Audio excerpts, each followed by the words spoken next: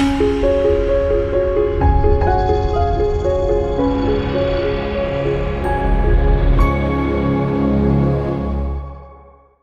Google Ads fans, and welcome back. In this lecture we're going to talk about the broad match keyword match type, and I'm breaking down, I took the time to create slides and example scenarios for each one of these match types, even though you might have understood them, because they're really, really important and it's worthwhile understanding them at a deeper, more analytical level.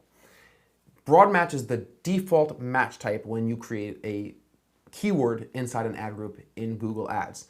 Why? Why would you think broad match is the default match type? Well, you guessed it, because it's going to get you to spend the most amount of money in the fastest amount of time. So broad match is that default match type captures the most clicks and impressions, used with extreme caution and care.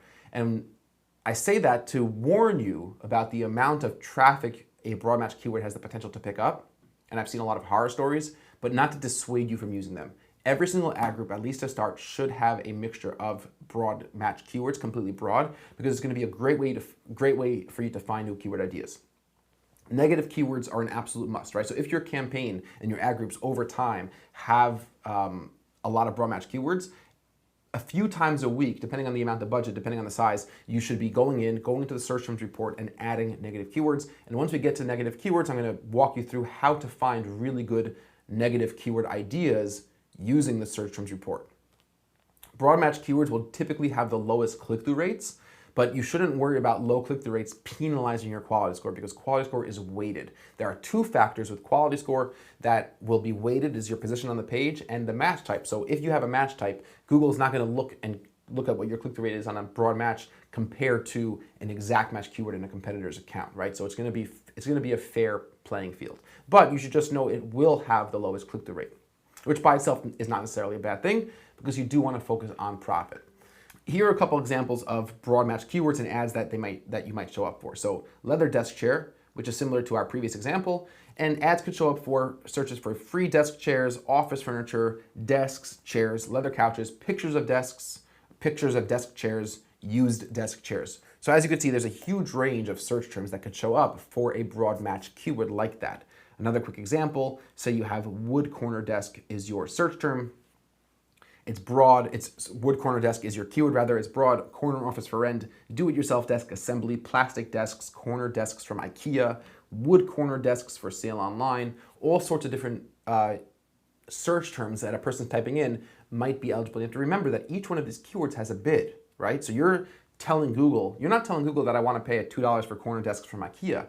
You're telling Google that I want to pay $2 for wood corner desks. And that includes all these potential ranges that will inherit that same $2 bid. All the search terms, and you might have thousands of search terms that could trigger one given keyword, is inheriting that bid. And if it's target CPA, and I want all the keywords in this ad group to aim for a CPA of $90, then Google's going to assume that any given keyword is going to inherit that bid for all these search terms that are available to you. Let's just run through a couple of pros and cons of broad match.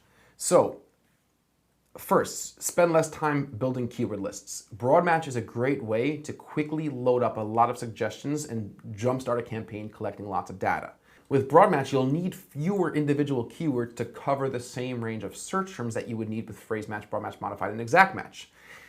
You can't think of every variation, right? You're not going to anticipate all the different ways a customer might be searching for your products. All the long tail search terms refer to sentences that are 10, 15 words. And again, remember that a keyword can't be more than 10 words, but ads that are search terms that are long sentences could still trigger a keyword, even if they're above 10 words. So you're not going to think of all the different ways a person might talk and want to look for your products and services. It's a great way to discover new ideas, because you're going to look through that search terms report.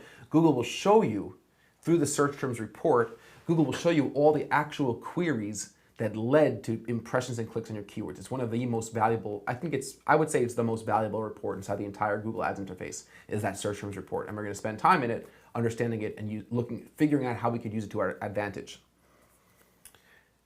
A broad match strategy could work great if you have a large research and development budget, which means you or your boss or your client says, listen, we're aggressive, we're in growth mode. If you ever hear that we're willing to scale, then you know broad match keyword is your best friend, because broad match keyword is going to do two things. It's going to get you a lot more traffic to your site. It's also going to give you a lot more good keyword ideas quicker. It's also going to give you a lot of good negative keywords ideas quicker. So if you want to have an account that is performing as best as it can in as quick amount of time, broad match keyword is actually your best friend. It's counterintuitive because broad match keyword will waste the most amount of your money. But if you're able to stomach a loss for the sake of investing in a better performing account, and that's how you phrase it to your client, or that's how you should conceptualize it for yourself, broad match keyword could work is the best way to do that. Broad match keywords should always be used with extensive negative keyword lists. And those two things together, good negative keyword lists, good negative keyword optimization schedules, doing it on a recurring basis, plus accounts that have a lot of broad match keywords, actually could be a very good long-term result. We have campaigns for clients that are spending a lot of money, and I would say 80 to 90% of their entire account is all broad match keywords. And that's because we're extremely diligent in adding negative keywords on a recurring basis, very frequently, making sure the account is always performing well.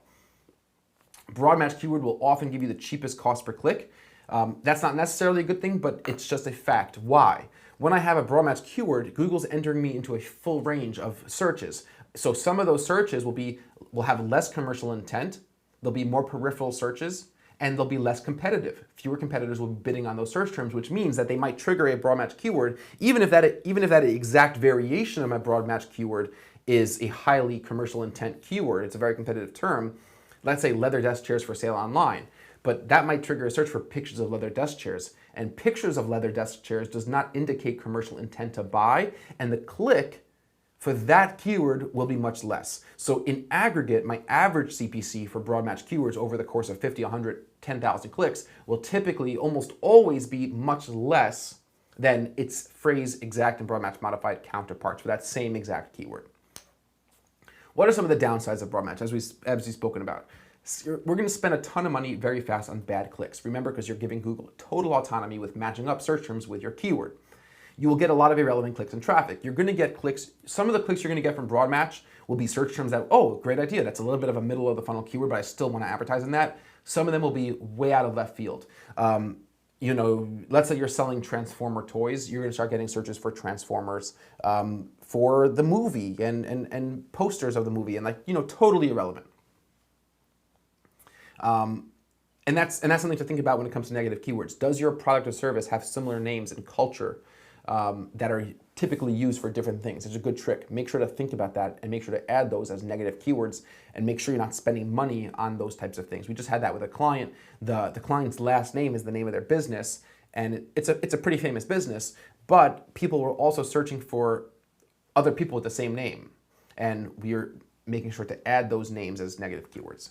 Low click-through rate can hurt your quality score. As I said previously, you shouldn't be overly concerned with it hurting your quality score because ultimately broad match keywords are great and you could still have a very high click-through rate for broad match keywords. But if you see your click-through rate really suffering and it's really far below the average of the click-through rate in the rest of the account, that could be a reason why your quality score for those keywords might be suffering as well. Broad match keywords are the hardest type of keyword to drive direct conversions and brand awareness. Because you have such little control, because you're telling Google to put me at the bottom of the funnel searches, but also show me searches for whatever you think might be relevant, even if the person's not, or the user is not expressing as much commercial intent, you're gonna have fewer conversions. Just go into that understanding that dynamic. It's a great research and development tool. You're gonna get great ideas, and coupled with good negative keyword lists, but also disciplined negative keyword optimization schedules, you can have a really good account that consists of a lot of broad match keywords. A lot of people think that either they're not going to use broad match at all, or they're only going to use broad match in the beginning,